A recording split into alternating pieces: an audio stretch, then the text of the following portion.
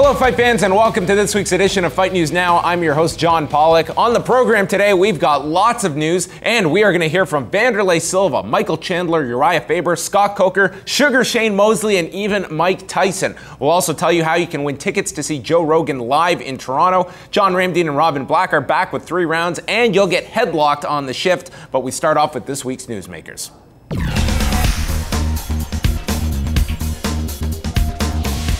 In what could be the biggest pay-per-view of 2014, Floyd Mayweather Jr. and Marcos Maidana will square off one more time this Saturday from Las Vegas following their initial bout this past May, where Mayweather took a majority decision win. We spoke with former world champion Sugar Shane Mosley, who fought Mayweather back in 2010, about how he sees the rematch playing out this weekend. I think that now that Floyd's been in the ring with him, I thought that he figured him out toward the end of the fight. I think that Floyd's gonna have a better time with them this time than he did last time. That's not to say that Maidana can't land a big shot, because he does it hard, he has good power, and Floyd is getting a little bit older too. I just think that Floyd is going in there with a bigger advantage this time than last time, because Maidana is so awkward and throws punches crazy, where the first time he fought him, like, what's this? What's going on? I've never seen this type of punching before. You know, he's throwing different angles and stuff. Now Floyd's been there with him. Now it's going to be like, okay, I've seen that punch before. I know to move this way or that way, or whichever way to get out the way. I think that it was tough for him to adjust the first couple of rounds, 4 or 5 rounds. I think it'll be Floyd by decision, but I wouldn't be surprised if Floyd can actually get a knockout, because Floyd punches harder than what people think. Maybe back in the day, coming up before me a little bit, then I noticed when I fought him, his punching power was a little heavier. But I think that he's been working on his punching power lately, and people are mistaken that he's just a quick-handed fighter. The combat sports world will be focused on one show this Saturday night, and it's not going to be World Series of Fighting. Floyd Mayweather Jr. will be fighting Marcos Maidana at the MGM Grand Garden Arena in Las Vegas. And in speaking with Dan Rafael of ESPN, Mayweather noted that he has 2 more fights left on his lucrative Showtime deal and will finish the contract out with fights in May and September of next year, stating that next September will be his final fight. We now move on to another former world champion who needs no introduction. He is Iron Mike Tyson and was here at our Fight Network studios promoting his one-man show, The Undisputed Truth, this week, and is also a huge fan of mixed martial arts. And he chatted with us about why the form of matchmaking in mixed martial arts is superior to that of boxing in 2014. This is what's different than UFC, than boxing. The best fight the best. You don't see guys ducking anyone. If they see this is going to be, if Dana White see this is going to be an exciting fight, the 2 best fight the best. And that's just what it is. Nobody's going to say, well, I'll fight this guy. You're going to fight 10 guys and wait till the best guy loses, or wait till he goes to a bunch of tough fighting and war down. They fight the best when the best are in their prime. There's nobody waiting for nobody, boom, we fight right away. Like when I was fighting, you didn't have to be the best, but if you said you were better than me, you got to fight.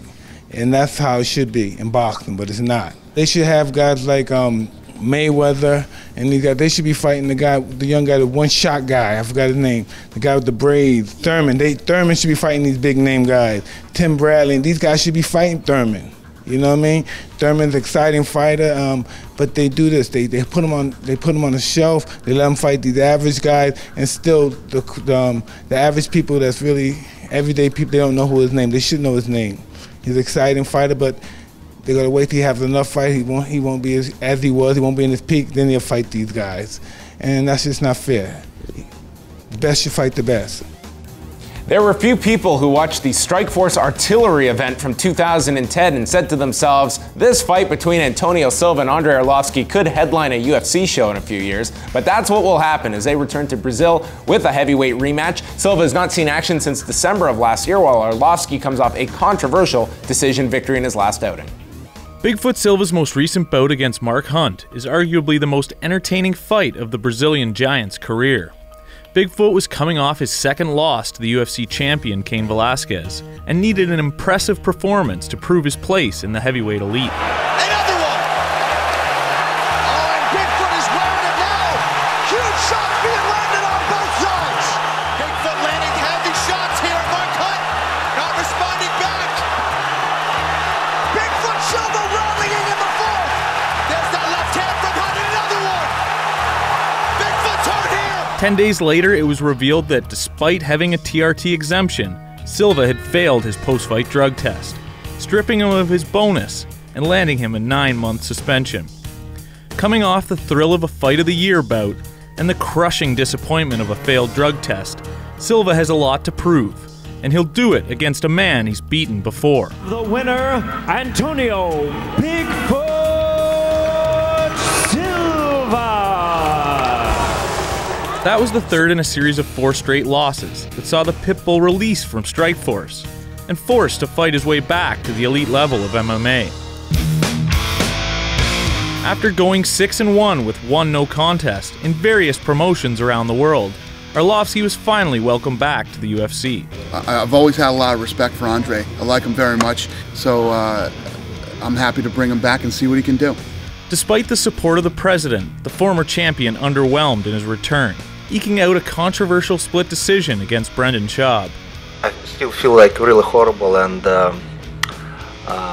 it's good that Dana White not here because he's probably so pissed on me. If Arlovski comes out the way he absolutely needs to if he wants to keep his job, this one could easily be fight of the night.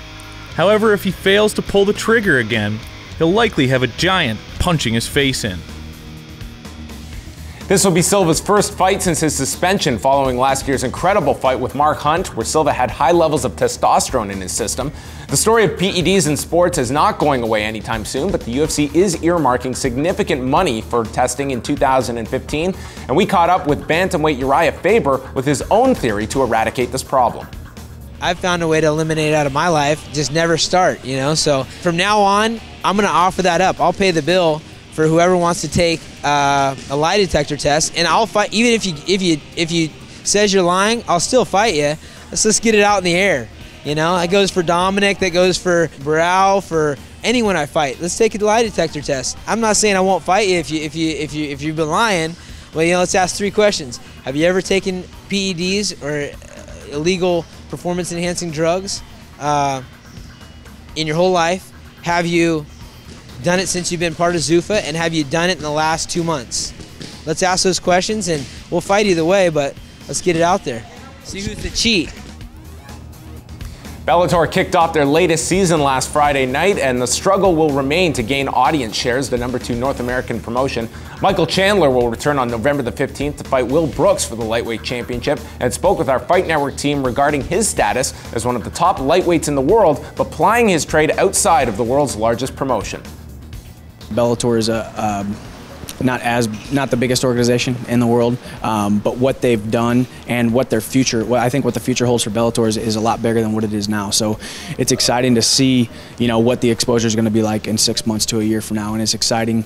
It is exciting to see what the exposure has become since, you know, I headlined the card, that first card on Spike TV, and since Bellator moved over to Spike TV, you know, a little over, I guess, a year and a half ago, the reception has been huge, and the exposure has been a lot greater. So, you know, it's not as big as I would like, but then again, it never is. You know, you always want to, you know, for me, I want to be put on a platform to be able to have a voice and to reach people, and you know, in order to do that, you have to continue to win fights, you have to continue to train, you have to continue to, you know, get great opportunities like this. You know, so I thank you guys for that. So I'm excited to continue to build the exposure.